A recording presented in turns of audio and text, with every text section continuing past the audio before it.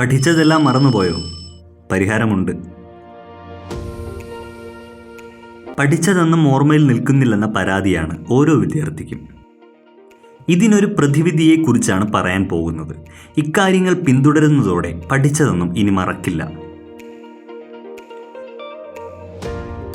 പ്രധാനമായും ശ്രദ്ധിക്കേണ്ടത് എല്ലാ ദിവസവും ഒരേ സമയത്ത് പഠിക്കുവാൻ ശ്രമിക്കുക എന്നതാണ്.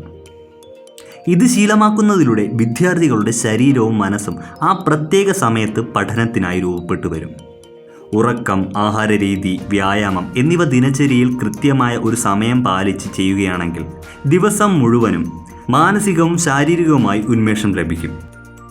ഉറക്കത്തിന് ഏറ്റവും അനുയോജ്യമായ സമയമെന്നത് രാത്രി 10-നും 11-നും ഇടയ്ക്ക് കിടന്ന് രാവിലെ 6 മണിക്ക് മുന്നേ എഴുന്നേൽക്കുക എന്നതാണ്. ധാരാളം വെള്ളം കുടിക്കുക. ശരീരഭാരത്തിന് അനുസൃതമായി വെള്ളം കുടിക്കേണ്ടത് അനിവാര്യമാണ്. അനാവശ്യമായി കുട്ടികൾക്ക് മൊബൈൽ ഫോൺ നൽകാതിരിക്കാൻ രക്ഷിതാക്കൾ ശ്രദ്ധിക്കുക.